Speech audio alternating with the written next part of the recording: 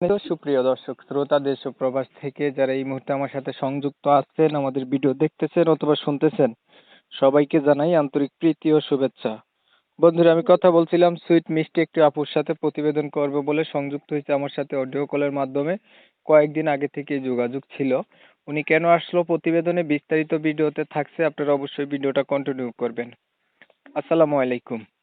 হ্যাঁ, ওয়ালাইকুম সালাম। আপু, আপনি কেমন আছেন? ভালো আছেন? জি ভাইয়া, ভালো আছি।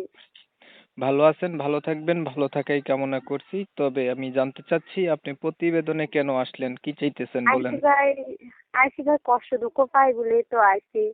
আইসি সংসারের কষ্ট, আব্বু একটা অসুস্থ, হুম, সৎ মার ঘরে থাকি, ছোট একটা ভাই আছে, আরে হুম, আমি রাখি। তো আইসি কষ্ট দুঃখ পাই, পালন ছাড়া কি একটা জিনিস ভাই করে? না, এখন আইসি চাইতেছেন কি? এমন একটা মানুষের লেগে আছি যে যৌতুক নেবে না, এমনি বিয়ে শাদী করবে, ওরকম একটা মানুষের লেগে আইসি। আচ্ছা, আপনার বিয়ের বয়স হয়েছে নি? অবশ্য বিয়ের বয়স হয়েছে দেখেই তো প্রতিবেদনে আইছি। আপনি সৎ মায়ের কাছে থাকেন, নিজের মা নাই? না না, নিজের মা অনেক আগে মারা গেছে। তখন আমার আব্বু বিয়ে করছে, বিয়ে করার পর অসুস্থ অসুস্থ হয়ে গেছিল। হুম, তারপর আমার আম্মু মানে বিয়ে করছে, বিয়ে করার পর অসুস্থ হয়ে গেছে। তারপর একটা ভাই এসে, ভাইকে আমি রাখি, ছোট এখন ভাইকে। এখন আম্মু আপনার বাসায় বাবা কাজ আছে? করে। হ্যাঁ আছে, অসুস্থ, উঠতে পারে না, কাজ কাম করতে পারে না। আচ্ছা, আপনার বিষয়টা আমি ক্লিয়ার করি। প্রিয় দর্শক শ্রোতা, আপনারা শুনছিলেন এই আপুটি প্রতিবেদনে আসছে, ভালো একটা মানুষ চাচ্ছে, যেহেতু তার হচ্ছে নিজের মা নাই, সৎ মায়ের কাছে থাকে, আর তার বাবা আছে অসুস্থ। অসুস্থ হলে কোনো জি জি। ব্যক্তির দাম থাকে না, সেটা জানেন। এখন হয়তো তার মার কথাই সবকিছু চলে, এর জন্য হয়তো বা তাদেরকেও যোগ জিজ্ঞাসা করে না। এখন প্রতিবেদনে এসে চাইতেছে এমন একটা মানুষ যে তার সবকিছু জানার পরে আর তার দায় দায়িত্ব নেয়, এমন একটা মানুষের জন্য সে প্রতিবেদনে আসছে। তবে আমি আন্তরিকভাবে দুঃখ প্রকাশ করছি, কমিউনিটি গাইডলাইনের কারণে ইউটিউবের নিয়ম কানুন মানতে গিয়ে ওনার নাম এবং ঠিকানা আপনাদের মাঝে নিতে পারতেছি না। বিস্তারিত কিছু কথা তুলে ধরতেছি, আপনারা ভিডিওটা কন্টিনিউ করবেন। আপু, আপনি হচ্ছে বর্তমানে কি করেন?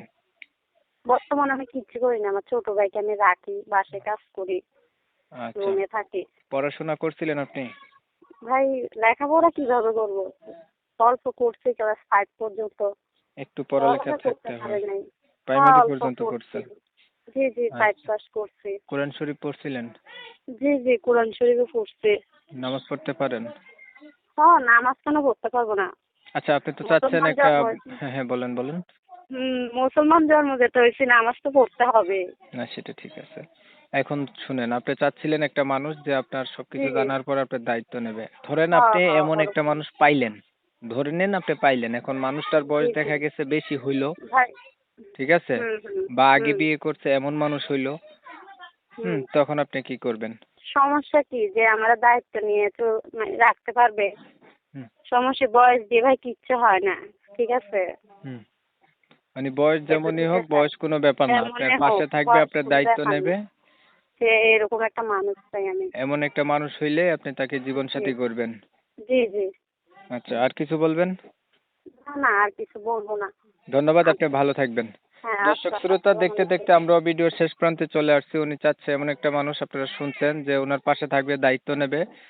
এমন একটা মানুষের আচ্ছা। জন্য উনি প্রতিবেদনে আসছে। আমি হচ্ছে ওনার কথা আপনাদের মাঝে তুলে ধরার চেষ্টা করছি, আপনারা শুনছেন। শোনার পরে যাদের কাছে ভালো লাগছে চাইলে ওনার সাথে যোগাযোগ করবেন।